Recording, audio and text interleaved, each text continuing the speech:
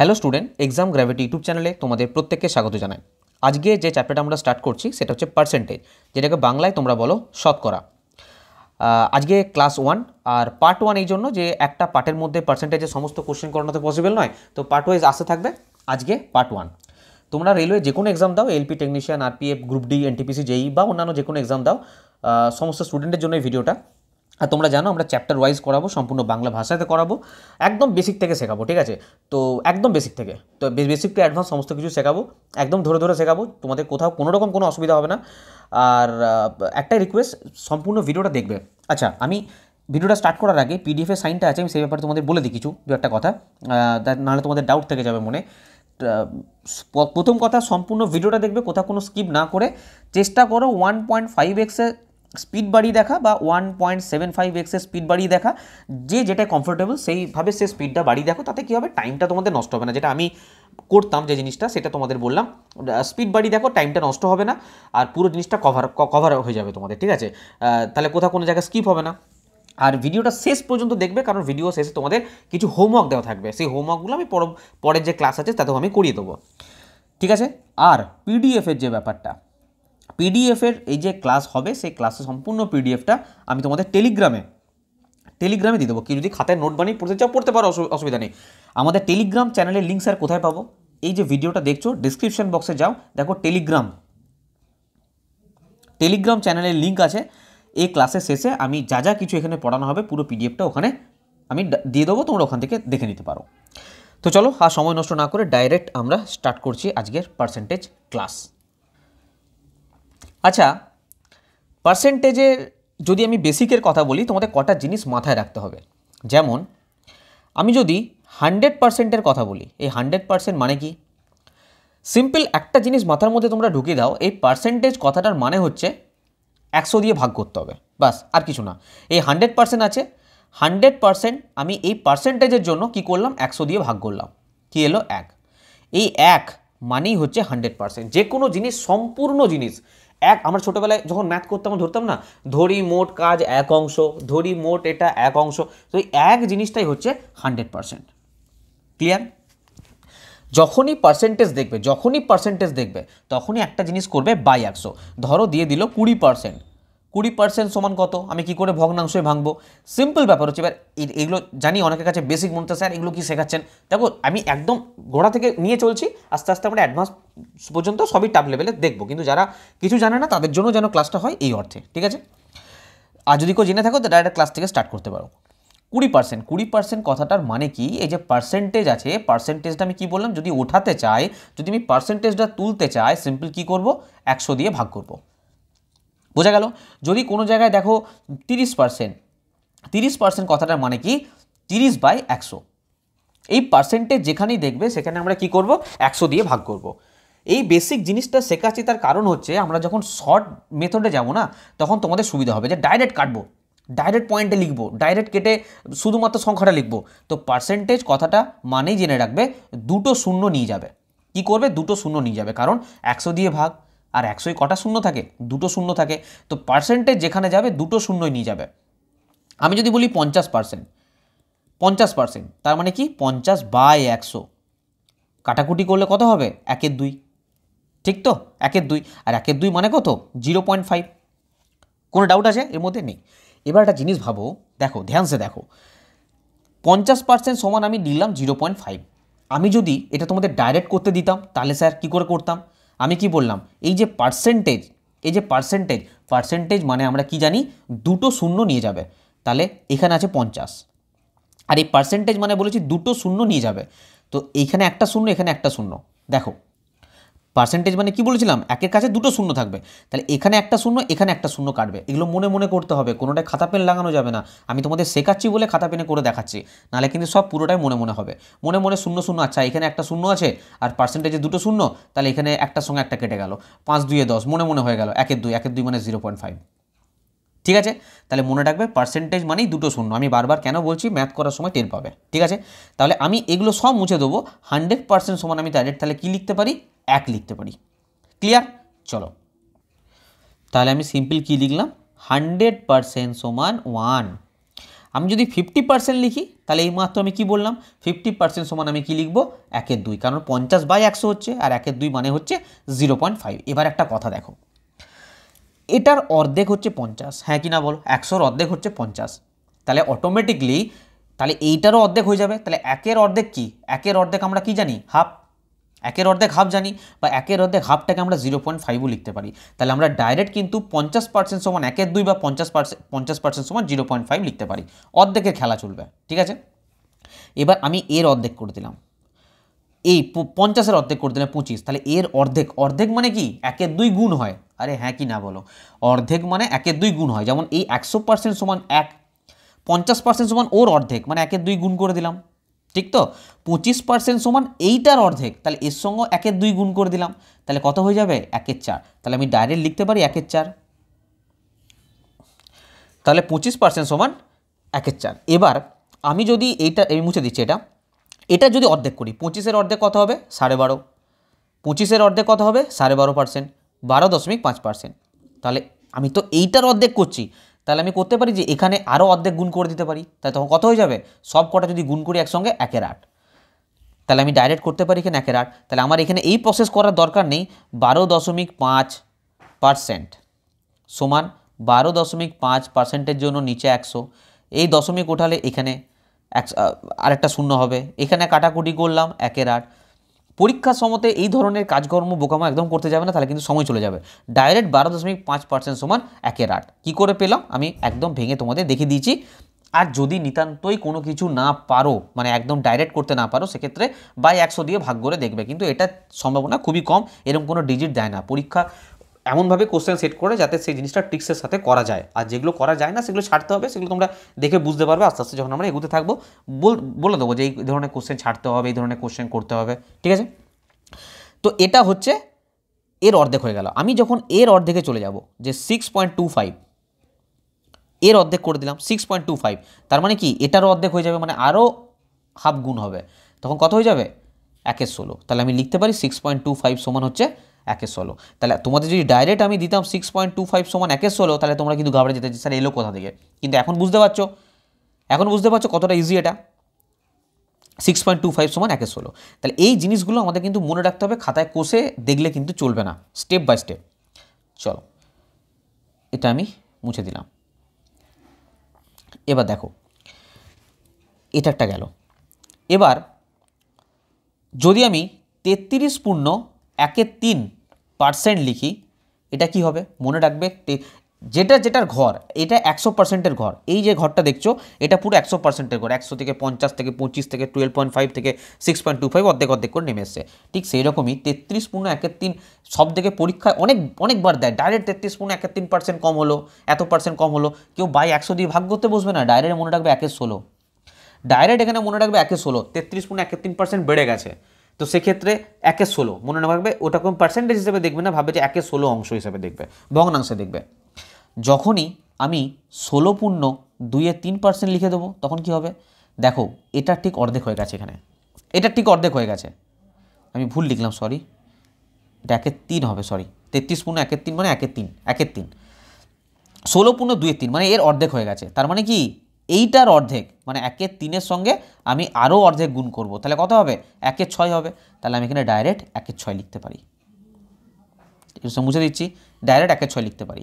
আমি যদি 8.13% লিখি, তার মানে দেখতে পাচ্ছি এইটার অর্ধেক, মানে এইটাকে আরও অর্ধেক করা হয়েছে, মানে ডাইরেক্ট 1/12 লিখতে পারি, এটা মুছে দিচ্ছি, এখানে 1/12 লিখতে পারি। তো এইরকম যখনই অর্ধেক জিনিস হয়ে যাবে তখনই তোমরা দেখে বুঝতে পারবে যে না এটার অর্ধেক, মানে এটার ঘরে পড়ে যাচ্ছে এটা, তার মানে এটা এইভাবে হবে, ঠিক আছে। ঠিক সেই রকমই দেখো 20% সমান সিম্পল জানি, 20/100 মানে 1/5। যদি এটার অর্ধেক করি 10% সমান কী হয়ে যাবে, তাহলে 1/10 হয়ে যাবে। যদি এর অর্ধেক করে দিই, এর অর্ধেক 10-এর অর্ধেক 5%, তার মানে এর সঙ্গে হাফ গুণ হয়ে যাবে, মানে 1/20 হলো না, এর সঙ্গে হাফ গুণ হলে কত হচ্ছে 1/20 তো হচ্ছে, মুছে দিচ্ছি 1/20। এবার দেখো এই যে 33.13 সমান যে 1/3 লিখেছি আমি, এটাকে যদি পয়েন্টে করা হয় তাহলে আমি কিন্তু এটা লিখতে পারি 33.33%, কারণ অনেক সময় এরকমও দিয়ে দেয় যে 33.33%, তখন আমাদের মাথায় রাখতে হবে এই জিনিসটা বা এই জিনিসটা, ঠিক আছে, কষলে চলবে না। 16.23 মানে 1/6 জানি, কিন্তু এটাকে 16.66ও লেখা যায়, 16.66%ও লেখা যায়। আবার 8.1/3 যেটা আছে সেটা 8.33%ও লেখা যায়। এইভাবেও কিন্তু করা যায়। ঠিক আছে, তো এই ধরনের কিছু জিনিস আমরা ডাইরেক্ট দেখে নেবো। এটা আশা করি বোঝা গেল স্লাইডটা। নেক্সট স্লাইড দেখো, আমরা ডাইরেক্ট দেখবো যে এত পার্সেন্ট সমান এত, এত পার্সেন্ট সমান এত, ডাইরেক্ট মনে রাখবো আমরা। নেক্সট স্লাইড দেখো, দেখো 9.1/11% মনে রাখবে 1/11, 11.1/9% 1/9, 14.2/7% মনে রাখবে 1/7। এই জিনিসগুলো মনে রাখবে। আর আমি এখানে সেগুলোই লেখাচ্ছি যেগুলোতে পরীক্ষায় মানে কোশ্চেনের মধ্যে সবথেকে বেশি পরিমাণে দেখা যায়। ঠিক আছে, আচ্ছা তোমরা এবার বলো, আমি কিছুক্ষণ আগেই করেছি 1/6 মানে কত? কতটা ধ্যান সে দেখছো বোঝাবে। 1/6 মানে কত? 1/6 মানে হচ্ছে 16.66%। আর 16.66% মানে কত বললাম? 16.23%। আর এটাকে লেখা যায় 50/3%। 50/3%, 16 × 3 = 48, 48 × 2 = 50/3%। ঠিক আছে, যদি আমি 1/3 কথা বলি, 1/3 মানে এর অর্ধেক হয়ে যাচ্ছে, এর অর্ধেক মানে 33.33%। ঠিক আছে, যদি আমি 1/7 কথা বলি, এই যে 1/7 দেখো 14.27%। আবার এটাকে অন্যভাবেও লেখা যায়, এটাকে কী হিসেবে লেখা যায়?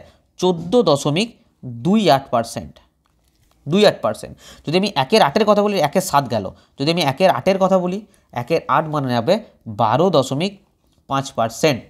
যদি আমি 1/9 কথা বলি, যে 1/9, 1/9 মানে 11.1/9, 11.1/9, এটাকে আমি 11.11%ও বলতে পারি, 11.11%ও বলতে পারি। যদি আমি 1/10 কথা বলি, 1/9 হয়ে গেল, 1/10 কথা বলি, তাহলে আমি 1/10কে 10% লিখতে পারি। যদি আমি 1/11 কথা বলি, 1/11 মনে রাখবে 0.09%। যদি আমি 1/12 কথা বলি, মনে রাখবে 8.33%। এবার অনেকে ভাবছে স্যার এখনও ম্যাথ কেন শুরু করছে না? এই জিনিসগুলো তোমাদের প্রথমে জানা দরকার যদি বেসিক থেকে শিখতে চাও, না হলে কিন্তু করতে পারবে না, আটকাবে, বারবার বারবার সময় নষ্ট হবে, আর কিছু না। 1/12 সমান 8.33। যদি বলি 1/13%, সরি পার্সেন্ট নয়, 1/13, 1/13 মনে রাখবে 7.69%। 1/14 যদি থাকে 7.14%। যদি 1/15 থাকে, 1/15 মানে 6.66%। যদি 1/16 থাকে 6.25%। যদি 1/17 থাকে 5.88%। ঠিক আছে, বাস মোটামুটি এগুলোই মনে রাখো, আমি আর লেখাচ্ছি না। ঠিক আছে, 1/17 আছে, 1/18 আছে, 1/19 আছে, 1/20 আছে, এইভাবে চলতে থাকে। তো মোটামুটি বেসিক এই জিনিসগুলো মনে রাখো। আমরা এবার ডাইরেক্ট ম্যাথ স্টার্ট করবো। দেখো ম্যাথে এই জিনিসগুলো যখন যখন যেখানে লাগবে সেই জিনিসগুলো যেখানে মনে থাকে, কিন্তু এই জিনিসগুলো তোমাদের মুখস্থ করলে চলবে না, প্রত্যেকদিন রিভিশন দিতে হবে। মানে প্রত্যেকদিন একবার চোখে দেখবে বা একবার দেখবে শুধু, তাহলেই দেখবে মনে থাকবে, এগুলো মুখস্থ করার প্রয়োজন নেই। আর যদি নিতান্তই আটকে যায়, বলেছি পার্সেন্টেজ মানে জেনে রাখবে 100 পার্সেন্টেজ যদি করতে হয়। আচ্ছা আমি নেক্সট স্লাইডে আরেকটা কথা বলি, এই স্লাইডটা মুছে দিচ্ছি। নেক্সট স্লাইড দেখো, আমি তোমাদের আগে যেটা শেখালাম সেটা হচ্ছে পার্সেন্টেজ থেকে বেরোনোর জন্য, যেমন 20%। এই 20% থেকে যখন আমি ভগ্নাংশ করতে যাব, পার্সেন্টেজ মানে আমি বলেছি 100 দিয়ে ভাগ, মানে 1/5। কিন্তু অপোজিট যদি আমি করি, ধরো আমার ভগ্নাংশ দেওয়া আছে 1/5, এটা আমি পার্সেন্টেজে করব। সেই পার্সেন্টেজ করতে গেলে মনে রাখবে 100 দিয়ে গুণ করতে হবে। ঠিক আছে, ওটা যেমন 100 দিয়ে ভাগ করতে হবে, পার্সেন্টেজ থেকে ভগ্নাংশ যেতে গেলে, তেমনি ভগ্নাংশ থেকে পার্সেন্টেজে যেতে গেলে কি করতে হবে? 100 দিয়ে গুণ করতে হবে। সেটা হয়ে গেল 20%। ঠিক আছে, ব্যাস এইটুকু কনসেপ্ট মনে রাখলে আমরা ম্যাথ করতে পারবো। দেখো নেক্সট স্লাইড দেখো, আমরা ডাইরেক্ট ম্যাথ স্টার্ট করছি। দেখো এখানে ফার্স্ট কোশ্চেন কি বলেছে, যে 60-এর মধ্যে 48 কত পার্সেন্ট? এবার তোমরা ভাবছো যে স্যার কোশ্চেনে তো এরকম দিতে পারতেন যে 60-এর 48% কত? না, পরীক্ষা যখন আসবে না তখন এইভাবেই প্রশ্নটা আসবে, গুলিয়ে ফেলবে। দেখবে পরপর দুটো প্রশ্ন আমি রেখেছি যাতে তোমাদের কনফিউশন না থাকে, পরীক্ষার সময় এইভাবে ধরনের প্রশ্ন আসবে। 60-এর মধ্যে 48 কত পার্সেন্ট? একটা জিনিস মনে রাখো, ভালো করে শুনে নাও, যার মধ্যে বলবে, মনে রাখবে যার মধ্যে বলবে সেটা বুঝবে নিচে, আর যত বলবে সেটা বুঝবে ওপরে। তার মানে কি, এখানে বলেছে 60-এর মধ্যে, 60টাকে আমি রাখবো নিচে, 48টাকে রাখবো উপরে। আমাকে পার্সেন্টেজ বার করতে হবে। আমি এইমাত্র কি বললাম, পার্সেন্টেজ বার করতে গেলে 100 দিয়ে গুণ করতে হবে, ব্যাস। পার্সেন্টেজ বার করতে গেলে 100 দিয়ে গুণ করতে হবে, আর কিচ্ছু না। ধরো তোমাকে বললো পরীক্ষায় ধরো একটা প্রশ্ন এলো, তুমি 200-র মধ্যে 50 পেয়েছো, কত পার্সেন্ট নাম্বার পেয়েছো?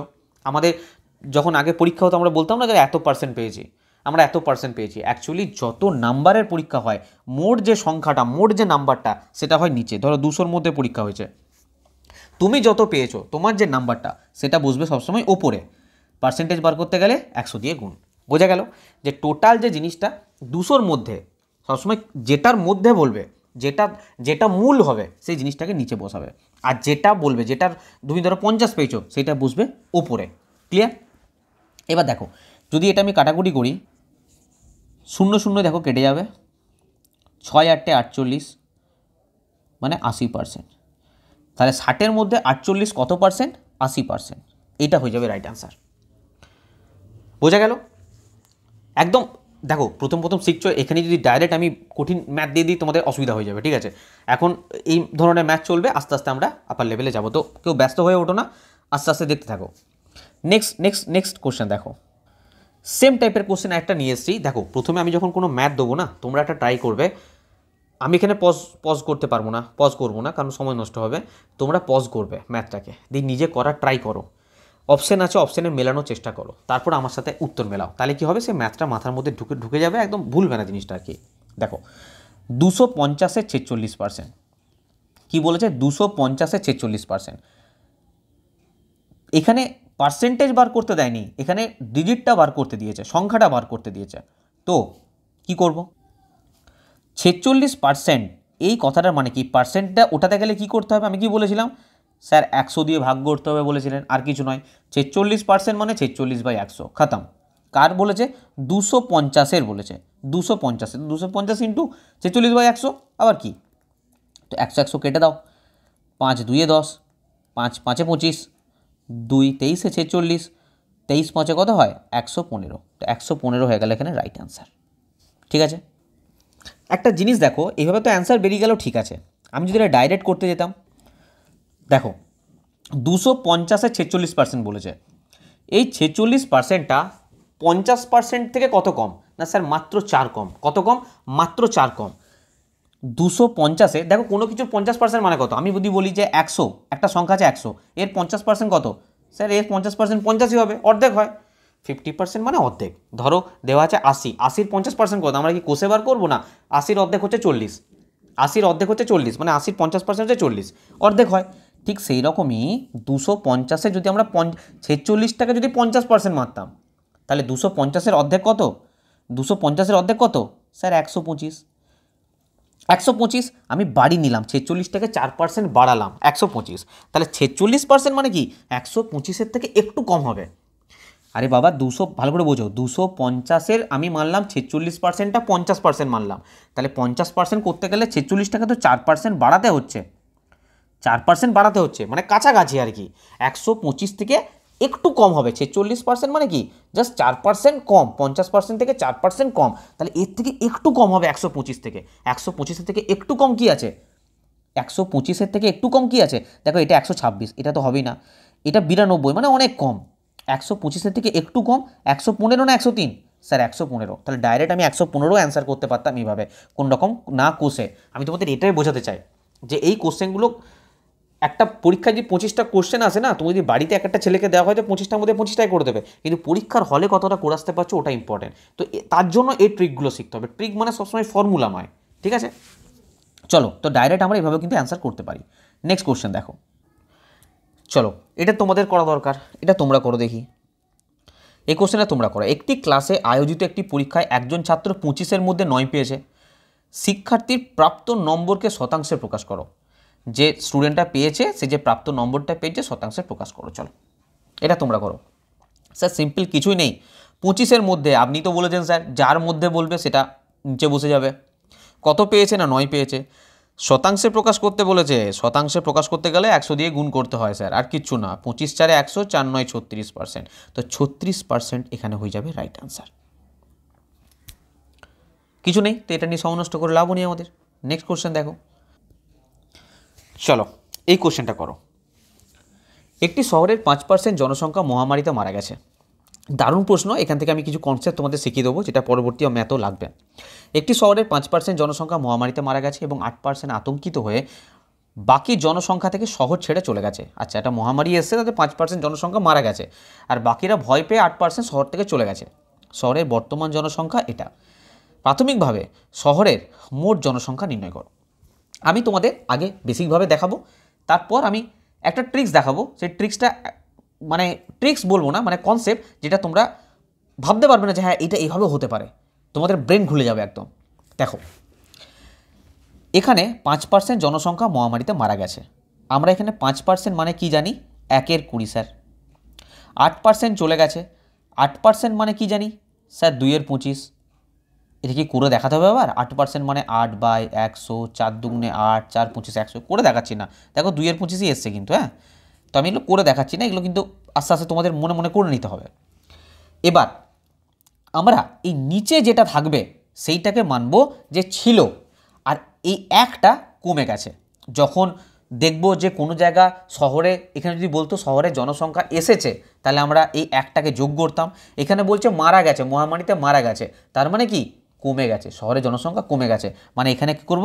একটা বিয়োগ করে দেবো, একটা কমে গেছে আমার। আবার বলছি, এই নিচেরটাকে মানব ছিল, আর এইটাকে মানব কমে গেছে বা বেড়ে গেছে। দেখো, আগে জনসংখ্যা ছিল 20, মহামারীতে 5% মারা গেছে, মারা গেছে মানে কি কমে গেছে, তাহলে এই উপরের একটা কি হবে? এই উপরের একটা স্যার বিয়োগ হয়ে যাবে, মানে 20 থেকে 19 হয়ে গেছে, 20 থেকে 19 হয়ে গেছে। 8% আতঙ্কিত হয়ে চলে গেছে, তাহলে আগে ছিল 25, আগে ছিল 25, আতঙ্কিত হয়ে চলে গেছে মানে কি কমে গেছে, তার মানে এই দুইটা কি হয়ে যাবে? বিয়োগ হয়ে যাবে স্যার। 25 থেকে 2 বিয়োগ হলে কত থাকে? 23, তাহলে আগে ছিল 25, এখন আছে 23।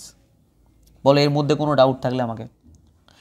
আবার বলছি, 20 ছিল, 1 কমে গেছে মানে 19 আছে, 25 ছিল, 2 কমে গেছে মানে 23 আছে।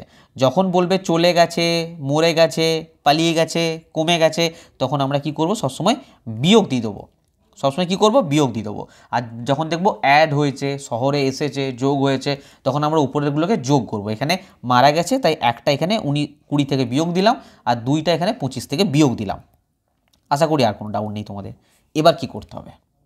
এবার সিম্পল না, গুণ করে দাও, এগুলোর মধ্যে গুণ করে দাও। চিন্তা নেই, এত বড় করে করতে হবে না। আমি তোমাদের দেখো এই প্রসেসে করলেও তাড়াতাড়ি হবে, আমি তোমাদের দেখানোর জন্য এতগুলো লিখছি, নাহলে লেখার প্রয়োজন নেই। আর এরপর যেটা দেখাবো সেটা দেখতেই পাবে।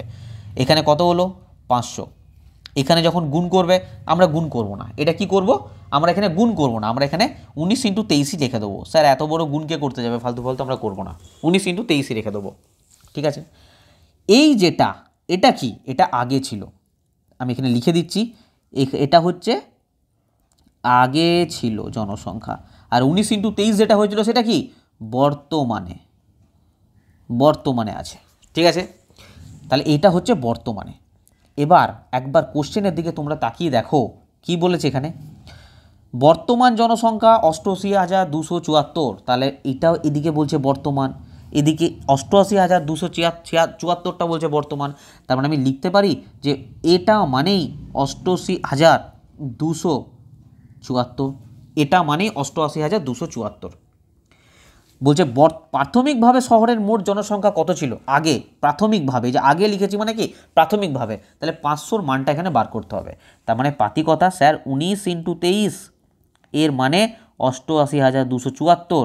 আমি 1 মানে বার করব আর 500 মানে বার করব, তাহলেই স্যার হয়ে যাবে। তাহলে 500 মানে কি দাঁড়াচ্ছে বলো? 88,274/19 × 23, এটাই তো দাঁড়াচ্ছে। 19 × 23 মানে 88,274। কেন বললাম? কারণ বর্তমান জনসংখ্যা লেখা আছে, আর আমার এখানে এটা বর্তমানেই লেখা আছে 19 × 23 জনসংখ্যা হয়েছে। ক্লিয়ার? এটা প্রসেস এইভাবে, এখানে ধরি x ধরি 100 কোনো গল্প নেই। এখানে কাটাকুটি করলে কি হবে?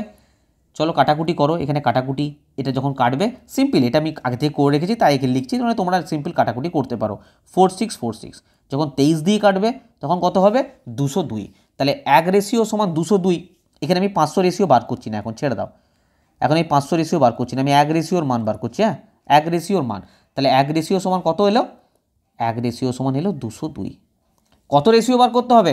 স্যার 500 রেশিও বার করতে হবে। কেন বার করতে হবে? কারণ প্রাথমিকভাবে শহরের জনসংখ্যা 500ই ছিল, তাহলে এর সঙ্গে সিম্পল 500 গুণ করে দাও না, এর সঙ্গে 500 গুণ করে দাও, কত আসবে 1 0 1 0 0 0, তাই তো আসছে 1 0 1 তিনটে 0, মানে এটা হয়ে যাবে রাইট অ্যান্সার, এটা হয়ে যাবে রাইট অ্যান্সার।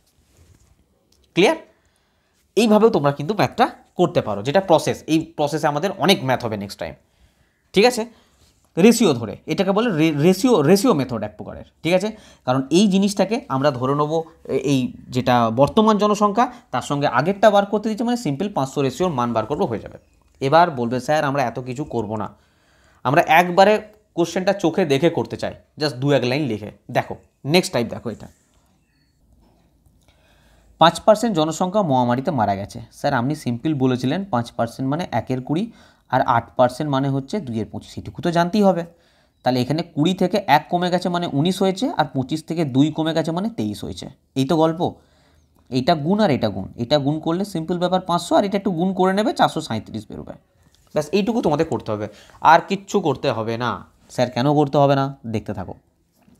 বলছে বর্তমান জনসংখ্যা, আমরা জানি এটা প্রেজেন্ট, এটা হচ্ছে বর্তমান, আর এটা হচ্ছে প্রাথমিকভাবে, আগে ইনিশিয়ালি ছিল, আমি প্রাথমিক বাংলায় লিখলাম, প্রাথমিক, আর এটা হচ্ছে বর্তমান, এটাও বাংলায় লিখে দিই চলো, বর্তমান। তাহলে বর্তমান জনসংখ্যা 88,274, তার মানে বুঝতে পারছি এটা সমান 88,274। আমাকে আলটিমেট বার করতে হবে এই 500 ভ্যালুটা। কি করব, ক্যালকুলেশন বিন্দু মাত্র প্রয়োজন নেই, কারণ দেখো আমার এখানে যে অপশানটা অ্যান্সার হবে সেটা হবে 500 মাল্টিপল। স্যার কী গ্যারেন্টি আছে, কারণ এটা 437 সমান একটা গোটাগুটি সংখ্যা বলেছে, কোনো ফ্র্যাকশন আসেনি, কোনো পয়েন্ট আসেনি।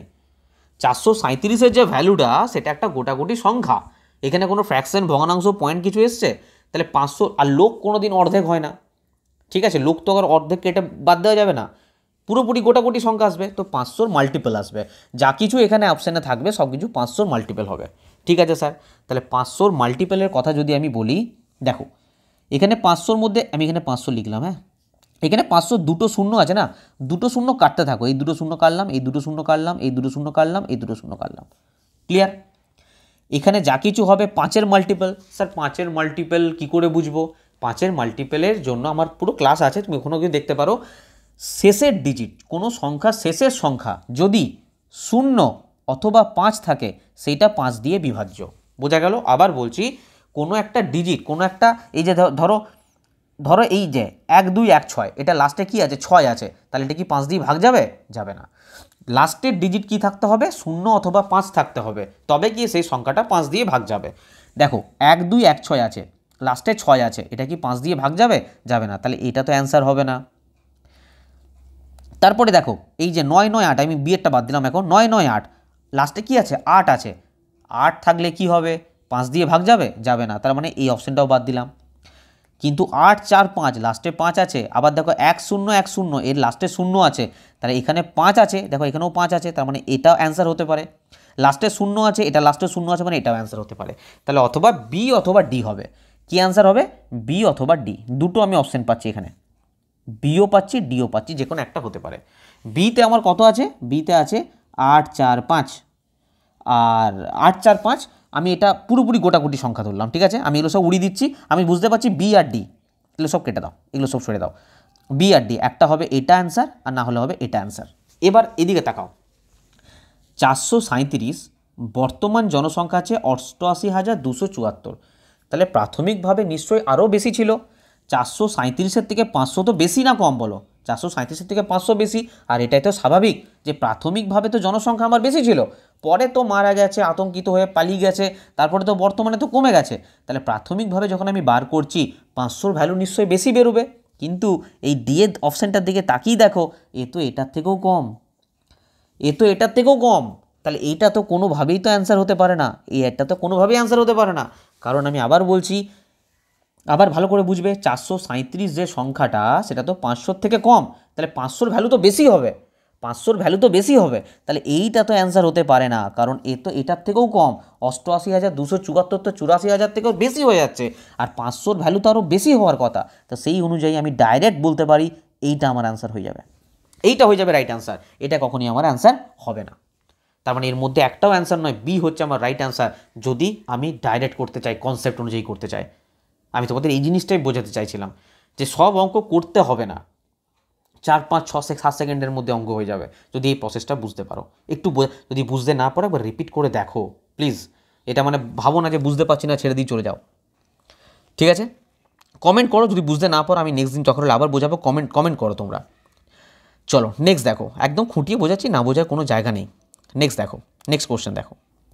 তোমরা আজকে হয়তো ভাববে স্যার এই দুটো মাত্র ম্যাথ হলো, 5টা মাত্র ম্যাথ হলো। দেখো প্রথম দিকে একটু ব্যাপারগুলো বুঝে যাও, তাহলে পরবর্তীকালে এত বোঝানোর প্রয়োজন পড়বে না, রানিং টানতে পারবো কোশ্চেন, ঠিক আছে? তো কাউন্টিং করো না, কতটা কনসেপ্ট শিখছো এদিকে ধ্যান রাখবে।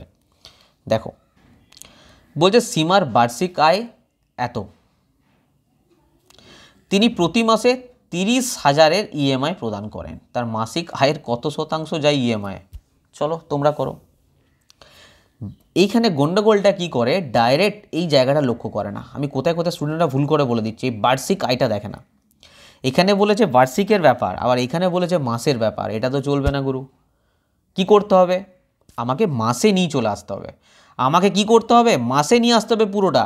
তাহলে বার্ষিক আয় যদি এই 15 লক্ষ টাকা হয়, বার্ষিক আয় যদি 15 লক্ষ টাকা হয়, মানে 12 মাসে 15 লাখ টাকা, ঠিক আছে? তাহলে এক মাসে কত আয় করবে সেটা আমাকে বলতে হবে আগে। স্যার 12 দিয়ে ভাগ করে দেবো, সিম্পল, 125,000 এত টাকা এক মাসের ইনকাম, এটা ওর এক মাসের ইনকাম। তো প্রচুর টাকা ইনকাম করে বাবা। এবার যদি এখানে কেউ বলো স্যার আমি এত বড় ভাগটা ডাইরেক্ট এক মাসে আয় কী করে করবো, 12 দিয়ে কি ভাগ করতে বসবো? দেখো এসব কিছু করা দরকার নেই। আমি তোমাদের এখানে একটা জিনিস বলে দিই, 12 মাসে কেন তোমরা এতটা করছো, এটাকে অর্ধেক করে দাও। এখানে কত আছে, 15 আছে, তো 15 অর্ধেক কত স্যার? 7.5 লাখ টাকা, 7.5 লাখ টাকা, তাই তো? আরে 15 অর্ধেক 7.5, এটুকু তো তোমরা জানো। মানে ওখানে 15 লাখ টাকা পাচ্ছে 12 মাসে, তাহলে এর অর্ধেক যদি করা হয় 6 মাসে 7,50,000 টাকা পাচ্ছে। তাহলে এক মাসে কত পাবে, সংখ্যাটা ছোটো হয়ে গেল না? এবার এইটাকে 6 দিয়ে ভাগ করো, কত সুবিধা দেখো, তাই না? দেখো 6 একে 6, 6 দুগুণে 12, 3 4 5, 6 5 30। দেখো এটা এক মাসে বার করা অনেক বেশি সুবিধা। এই দেখো এটা বেরিয়ে গেছে। তো অর্ধেক করে নাও, জিনিসটাকে ছোটো করে নেবে সবসময় যখন এরকম কিছু থাকবে, ঠিক আছে? চলো এটা বাদ দাও। এবার দেখো এক মাসে বেরিয়ে গেছে আমার, তিনি প্রতি মাসে 30,000 টাকা ইএমআই প্রদান করেন, তার মাসিক আয় কত শতাংশ যায়?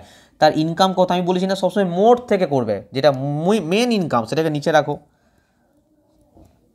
যেটা মাসে মেন ইনকাম। কত টাকা ইএমআই দিচ্ছে? 30,000 টাকা। সেই পরীক্ষার মতন কেস, আমার এত নম্বরের পরীক্ষা ছিল, আমি এত নাম্বার পেয়েছি, আর পার্সেন্টেজ করার জন্য কি করতে হয়, 100 দিয়ে গুণ করে দিতে হয়, ব্যাস। কাটতে থাকো, কাটাকুটির খেলা।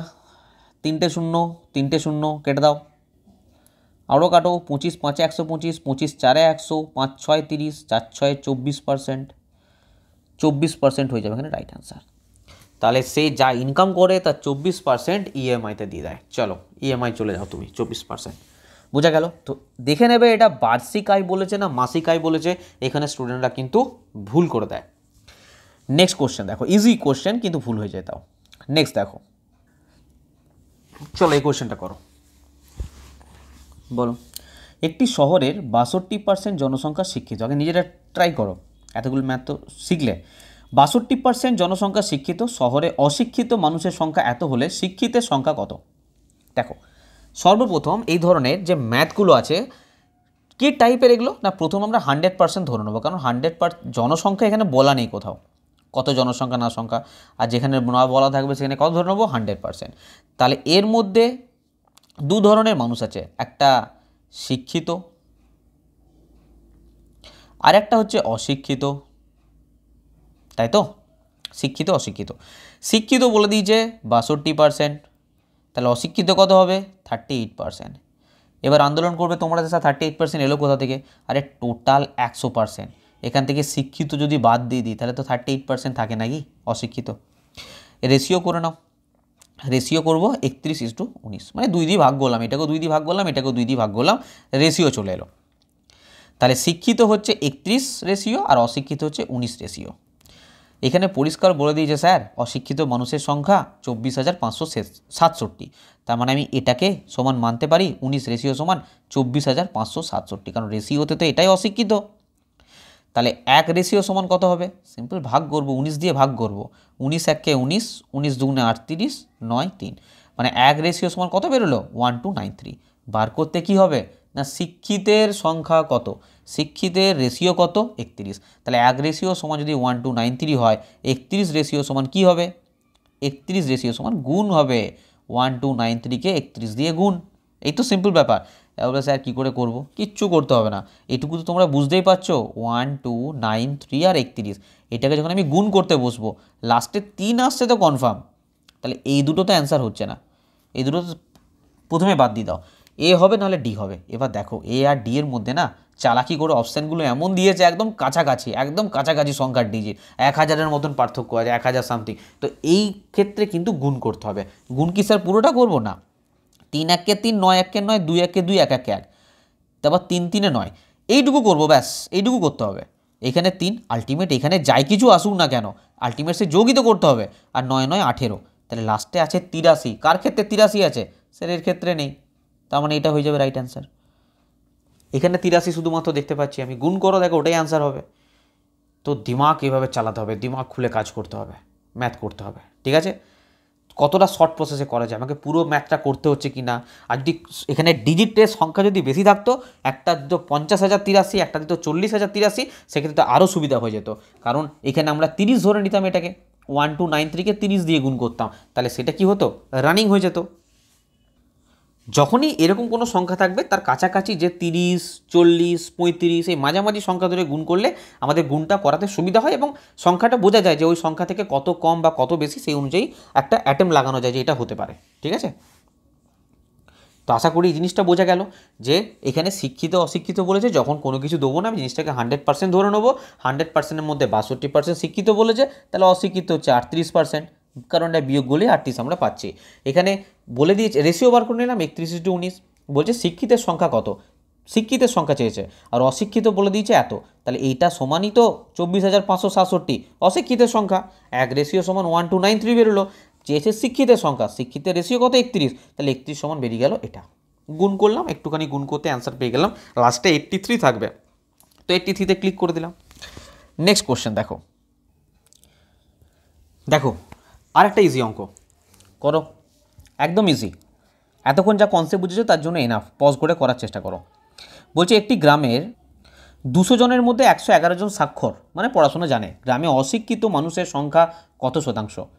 এখানে লক্ষ্য রাখবে এখানে স্বাক্ষর বলেছে, স্বাক্ষর মানে যারা শিক্ষিত পড়াশোনা জানে, বলছে গ্রামে অশিক্ষিত মানুষের সংখ্যা, এখানে চট করে 111টাকে ধরে ম্যাথ করতে শুরু করে দিও না, তাহলে কিন্তু বিপদ হয়ে যাবে। এখানে ভালো করে পড়বে অশিক্ষিত মানুষের সংখ্যা চেয়েছে, তাহলে 200 জন টোটাল গ্রামবাসী, এখান থেকে আমি শিক্ষিত লোক বাদ দিয়ে দেবো, কত হবে 89 জন। 89 জন কি অশিক্ষিত, অশিক্ষিত, এদেরকে নিয়ে আমার কাজ, অশিক্ষিত মানুষের কত শতাংশ, তো যেটাকে বার করব সেটাকে উপরে, কতজনের মধ্যে টোটাল যে লোকটা, টোটাল জনসংখ্যা 200, সেটাকে নিচে রাখতে হবে, আর পার্সেন্টেজ করতে গেলে 100, 0 0 কেটে দাও, 2 দিয়ে কাটাকুটি করো, 2 দিয়ে কাটলে 2 44 88, 2 5 10 মানে 44.5, মানে 89-এর অর্ধেক, সিম্পল 44.5% হয়ে যাবে আমার রাইট অ্যান্সার। বোঝা গেল, এর মধ্যে কিছু জটিলতা নেই, একদম ইজি কোশ্চেন ছিল। চলো আজকে আমি এই পর্যন্ত রাখছি, এবার তোমাদের হোমওয়ার্ক দেবো। দেখো নেক্সট দেখো, প্রথমে বলি যেটা তোমরা বুঝতে পারলে না অবশ্যই কমেন্টে জানাবে, কমেন্টে জানালে আমি বুঝতে পারবো তোমাদের কোথায় কী অসুবিধা আছে, আর যে হোমওয়ার্কগুলো দিচ্ছি অবশ্যই কমেন্টে তার সলিউশন করে, মানে জাস্ট অ্যান্সার বলবে যে 1 নাম্বার, 5টা ম্যাথ দেবো, 5টার মধ্যে 1 নাম্বার 2 নাম্বার 4 নাম্বার 5 নাম্বার করে নাম্বারিং করে অ্যান্সার দেবে, তাহলে বুঝতে পারবো। আর পরের দিন ক্লাসে, নেক্সট ডে ক্লাসে এগুলো মিলিয়ে নেবে তোমরা, যে ঠিক করলাম ভুল করলাম, কনসেপ্ট বুঝে নেবে, কারণ দারুণ কোশ্চেন, এই প্রথমে যে কোশ্চেনটা আছে এটা একটা দারুণ কোশ্চেন, এটা একটা হোমওয়ার্ক। নেক্সট দেখো এটা একটা হোমওয়ার্ক 2 নাম্বার কোশ্চেন। নেক্সট দেখো এটা একটা homework 3 number question. Next 4 number, next 5 number, ঠিক আছে। তো এই যে 5টা আমি হোমওয়ার্ক দিলাম, অবশ্যই তোমরা কমেন্টে জানাবে, তাহলে বুঝতে পারবো কি হচ্ছে না হচ্ছে, তোমরা বুঝতে পারছো কি না পারছো। আর এই কোশ্চেনগুলো কোথা থেকে পাবে, এখান থেকে ডাইরেক্ট স্ক্রিনশট নিতে পারো, বা বললাম আমি টেলিগ্রাম গ্রুপে চ্যানেল দেওয়া আছে, ওখানে এই যা পড়ালাম তার পিডিএফ পেয়ে যাবো, বা এই কোশ্চেনগুলো আমি হুবহু ওখানে পিডিএফের মধ্যে দিয়ে দেবো। আর তোমাদের জানিয়ে রাখি যে ম্যাথামেটিক্সের বিগত বছরে 2016 সাল থেকে সমস্ত প্রশ্ন subject wise, chapter wise, topic wise advance arithmetic সম্পূর্ণ বাংলা ভাষাতে, ম্যাথামেটিক্স বলো, ম্যাথামেটিক্সে যে ইউথ কম্পিটিশনের বই আছে, সায়েন্স, এই সাবজেক্টগুলো আর কি, সায়েন্সের মধ্যে এগুলো, ম্যাথের মধ্যে এগুলো, জিকের মধ্যে এগুলো, যদি প্রিভিয়াস ইয়ারের পিডিএফ চাও আমাদের ডিসক্রিপশন বক্সে বা এই যে নাম্বারটা আছে এই নাম্বারে সিম্পল হোয়াটসঅ্যাপ বা কল করবে সম্পূর্ণ জানকারির জন্য, ঠিক আছে। এছাড়া এই যে ইউথ কম্পিটিশানে হিন্দি ইংলিশ পড়তে পারো না তাদের জন্য, বা আর রেলওয়ে আরপিএফ এসআই কনস্টেবলের কমপ্লিট ব্যাচ রয়েছে, রেলওয়ে কম্বাইন্ড ব্যাচ রয়েছে যেটা তোমাদের সমস্ত এক্সামের জন্য অ্যাপ্লিকেবল, এবং এএলপি টেকনিশিয়ানের নন টেকনিক্যাল ব্যাচ যেখানে mathematics, reasoning, general science, general awareness সমস্ত কিছু করানো হবে, বা এলপি টেকনিশিয়ান যাদের ফিটার আছে, ওয়েল্ডার আছে, ইলেকট্রিশিয়ান আছে, ওয়্যারম্যান আছে, তারা ক্লাস জয়েন করতে পারো, বা জেনারেল সায়েন্সে, জেনারেল ম্যাথে, রেলওয়ে ম্যাথের কমপ্লিট ক্লাস রয়েছে। কি করবে, সিম্পল অ্যাপ্লিকেশন লিঙ্ক দেওয়া আছে ডিসক্রিপশন বক্সে, অ্যাপ্লিকেশন ইনস্টল করবে, রেজিস্টারে ক্লিক করবে, মোবাইল নাম্বার পুট করবে, ওটিপি আসবে, সে ওটিপি দেবে, তারপর কী করবে, পেজটা খুলবে, পেড কোর্সে ক্লিক করবে, পেড কোর্সে ক্লিক করার সঙ্গে সঙ্গে এটা খুলবে, তোমরা স্ক্রল করে দেখে নেবে কোন কোর্সটা তোমরা নিতে চাও, ডাইরেক্ট বাই করতে পারো, অথবা আমাদের যে নাম্বার ডিসক্রিপশন বক্সে দেওয়া আছে 9382265172 9382265172 এই নাম্বারে তোমরা হোয়াটসঅ্যাপ বা কল করে ডিটেলস জানতে পারো। আর তোমাদের আমি প্রথম দিন ক্লাসে বলেছিলাম যে আমি তো এখানে ফ্রি ক্লাস তোমাদের করাচ্ছি, অবশ্যই করাবো, কন্টিনিউ রাখবো, তোমরা জানো যে সোম থেকে শুক্র হয়, কিন্তু আজকে যেহেতু বলেছিলাম 6 জানুয়ারি ক্লাস করাবো, আজকে স্যাটারডে শনিবার, তাও ক্লাস করালাম, কারণ 6 জানুয়ারি থেকে স্টার্ট করবো বলেছিলাম। এরপর নেক্সট ক্লাস যেটা পাবে তোমরা 8 জানুয়ারি সোমবার, মানডে টু ফ্রাইডে এই ক্লাস পাবে, আর শনি রবিবার আমরা আলাদা কিছু জিনিস নিয়ে আলোচনা করবো, সেটা পরবর্তীকালে ভাবা যাবে।